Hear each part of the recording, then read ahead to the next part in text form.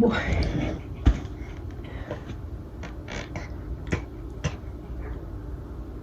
My arm is soaked. Thank you very much. What's up, guys? How's everybody doing today? I'm doing all right, so I hope you are.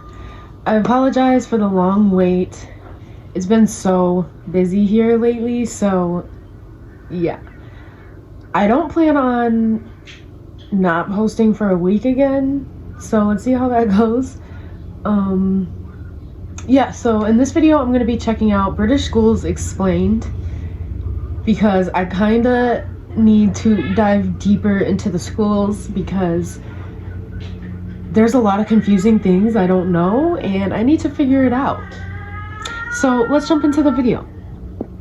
Hi, I'm Siobhan Thompson and this is Anglophenia. Now, many of the most beloved stories from the UK are set in schools, all the way from Tom Brown's School Days to Harry Potter and the History Boys. But the British school system is remarkably different from that in the US, so much so that it's often the first thing that Americans ask me to explain to them. So, here is the Cliff's Notes version of how the British school system works, but study up because there's going to be an exam at the end of the video. Oh, okay.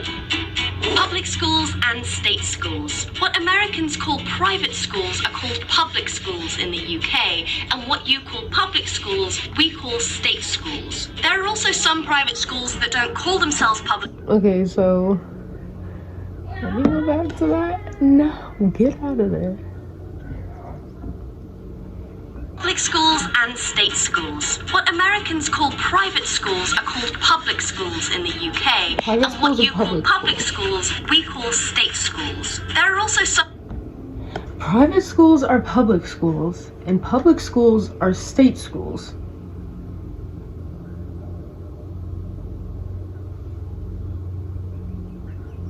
Okay, got it. private schools that don't call themselves public schools, they call themselves private or independent schools. But most of the ones that Americans are thinking about, you know, where people live in a mansion and wear a very silly uniform, are called public schools. Got it?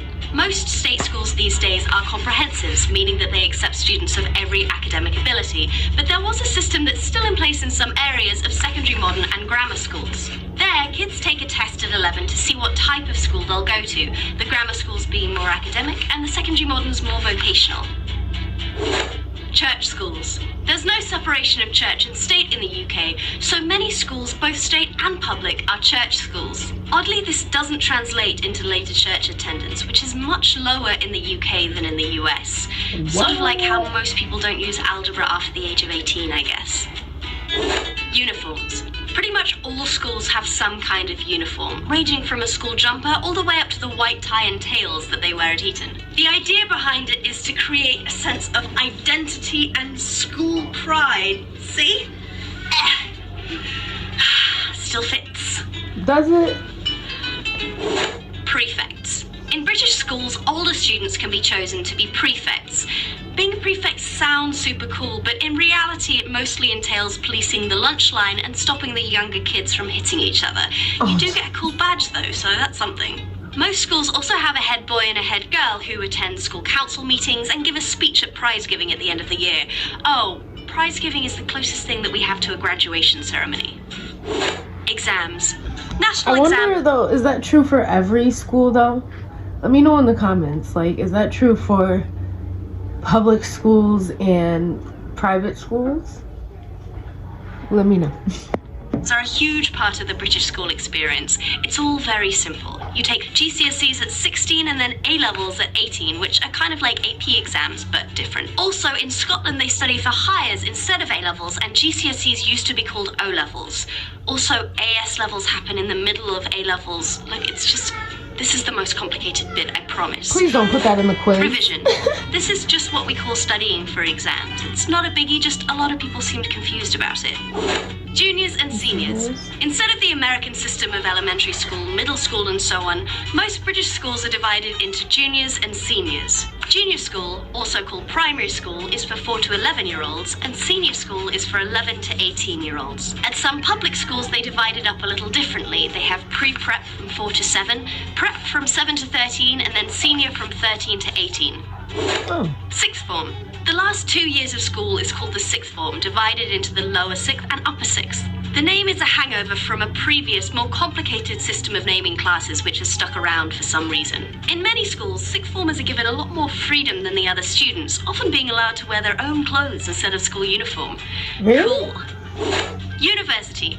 You apply to do a single subject at British universities and only study that one thing. No maths or language requirements or any of that other stuff that you have to do at American colleges. Bachelor's degrees generally take 3 years, and you know what, let's just cover this in another video. It's very complicated.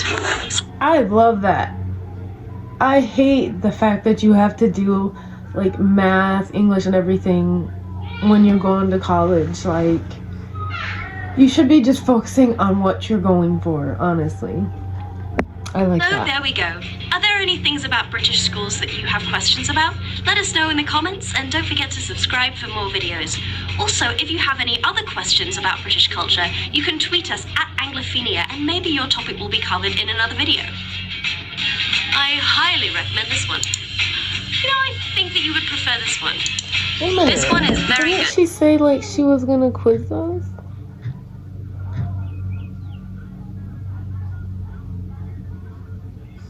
Or did I just take that the wrong way? Okay, anyways, so that was pretty interesting. Yeah, so only in private schools, I think. Some public schools try to get people to wear uniforms, but I don't think it happens. But yeah, I've never seen any public schools have uniforms. Private schools, yeah, but public schools, no. That's interesting. So if you like this video, go ahead and give it a like, subscribe to my channel. The original video will also be linked down in the description. I always forget to mention that. And yeah, I'll see you guys in the next one.